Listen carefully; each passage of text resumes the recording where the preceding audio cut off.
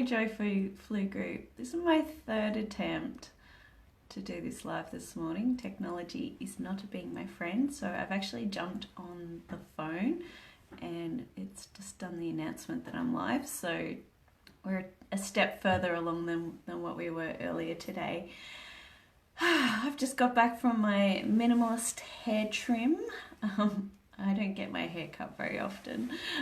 It's probably one every 18 months, 2 years sort of thing. So that's done. I haven't prepped anything, but the topic that I thought I would quickly jump on and chat about was about accountability. So as a coach, I quite often work with people who want assistance with making themselves accountable to getting the things that they want in their life. Just move my cuppa. And I don't know, the whole concept seems, yes, I do that, and I love doing that, and I love supporting people. However, what I'm always more interested in is the human behavioural aspects underneath that prevent us from doing the things that we need to do to get the things that we want happening in our lives. So, for example, when I first started working for myself 4 years ago, I set up a big Facebook group and dumped all my friends and families into that and did these weekly reports just about all the work and the bits and pieces that I had accomplished in that week, even including the exercise that I was doing. And a bit of that was, that was largely driven because I didn't know that how I was going to go from moving from being a highly productive employee to working for myself and only being accountable to myself, like not having a boss or an organization to sort of check back in with and make sure that I'm doing a good job. Anyway, it became pretty obvious very quickly that I'm quite a self-motivated person, and that I didn't actually need to do that. I kept up the reports for a couple of years, and yeah, I literally just the other week archived that group. So not even an option anymore. Anyway, so yeah, I do work with clients, and they ask me to give them the kick up the bum that they think that they need to motivate them to do things, and I agree to the exercise, but ultimately what I end up doing is working with them and finding what are the trappings, like if they want this thing, then what is it that's preventing them from just doing what they need to do without sort of having an external source give them a kick up a bum or check in or say, hey, what are you going to accomplish today? And let me know when you've done it. And so because I've not needed that for myself, in particular pertaining to working for myself, that sort of got me thinking. And really there's a lot of things that I teach about motivation, like moving away and moving towards motivation. So the idea of a carrot and stick. I'm not going to go into that now because that's not the point that I want to make. But ultimately, from my perspective, accountability is bullshit. Because it just means that whatever the reason is that we want that thing, that it's not compelling enough, it's not big enough. So if you think about something that you do and it doesn't take a whole lot of effort for you personally, it might be you're really good at setting the alarm for 6 a.m, 5 a.m. in the morning and going for a run, okay? And you are good at that, you do that consistently. So what that is that the reasonings about what that is going to give you, what getting up early and going for that run is strong enough for you that you are compelled to do it. Okay, you don't need someone to set your alarm up for you, put your clothes out to go for the run, to then, shake you and smack your hand away when you go to hit snooze. You don't need that external accountability force to make you do it, because you're compelled, you're doing it. Your reason why is strong enough to motivate you to do it. Now, by the way, I'm not talking about me. I don't get up at 5 a.m. and go for runs.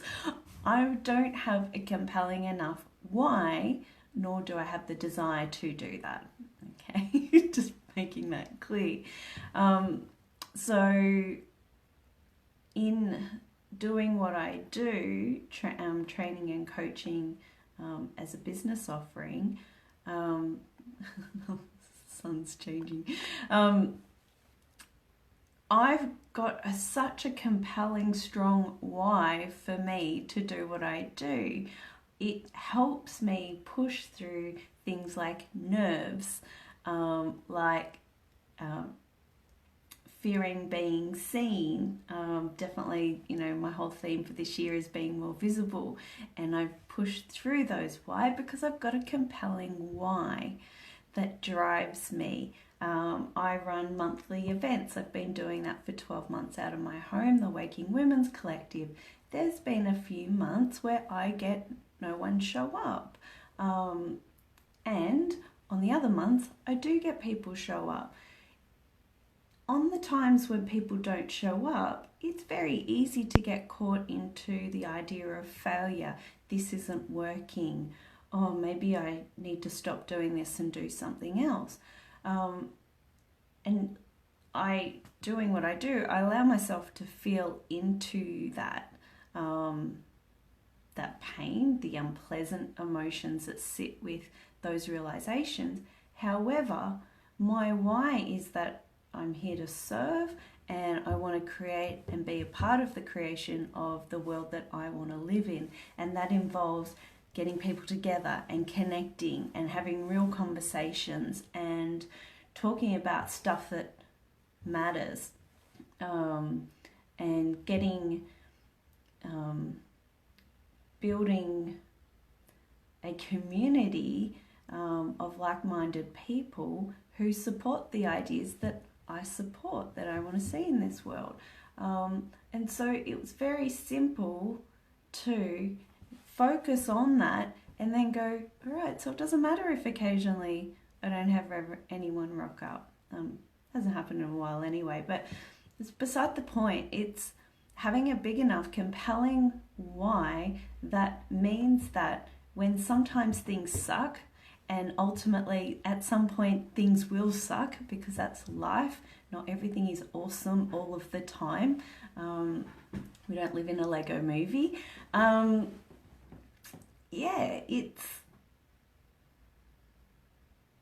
It's just that. It's having something strong enough that means that I'm going to ride it out. For the person who is compelled to run, they need to have a strong enough why that's going to ride them through waking up and the weather is crap outside and it's cold. So we've all got things that we are naturally compelled to do. Okay, so look at the things that you already do exceptionally well without someone giving you a kick up the bum. And dig deep. What is it about that's important to you? What drives you? What motivates you to do that thing? We've all know of people, whether it's in our inner circles or external circles, that are motivated to do great things. I don't know why, but Richard Branson's coming to mind. Okay, so he's, a highly successful entrepreneur. He can do things that many can't. And we know that because the world isn't full of Richard Bransons. Okay, so it would be interesting to examine his whys, what motivates him to do the things that he does, to have the success that he does. On the flip side, I'm sure he's got things that he's not brilliantly compelled or motivated to do naturally. luckily he can afford to pay other people to do that stuff. Okay, for us not so richly endowed humans, what we can do is look at the things that we say that we want to achieve. Oh gosh, this reflection's horrific. I look like I'm in a Blair Witch movie. Great. Anyway, continue onwards. So we can look at the things that we're not finding great motivation around. So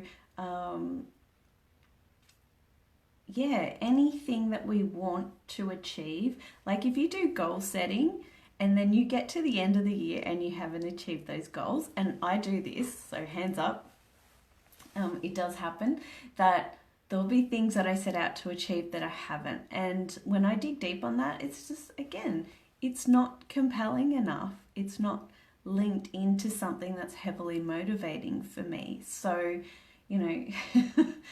I don't do the concept of diets anymore. However, in the past, I would have set God knows how many weight loss goals, be 5, 10, 20 kilos lighter by the end of the year. And year after year, that goal hadn't been met. And it's just straightforward that there wasn't a compelling enough why to drive that. Okay, particularly, and again, this is a off topic, but goal setting focus is having a positive spin.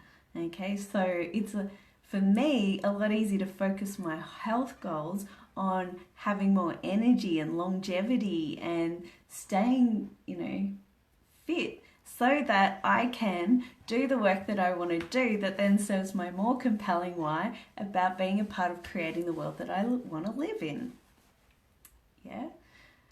So that's my take on it. So if you've got things that you're not achieving in your world and you're not and you're looking to get an external kick up the butt, so that idea of getting someone to make you accountable, perhaps sit with it a bit more and go, okay, well, what's my reason for wanting this in the first place? And right now, I'd say that your reason isn't strong enough. It needs to be fleshed out a lot more to make it more compelling. So it's just something that you innately get up and do. Don't even question. It just gets done. Or you can always just get an accountability coach, and that's fine too. Whatever works for you. But from my perspective, it's definitely been beneficial, examining and working out what the big whys are. Simon Sinek, if you haven't heard of him, he's got a great, I don't think it's a TED Talk, I think it's just a talk that he did. Simon Sinek, I think it's called just What's Your Why or something like that. Great talk. More from, again, business culture perspective. However, lots of gold in there, gold nuggets in terms of coming up with compelling whys for why it is we do what we do. All right, rambled on enough. I'm going to go get back on my computer and figure out why I wasn't able to do the live on there. And have a great day. Enjoy, and till next time.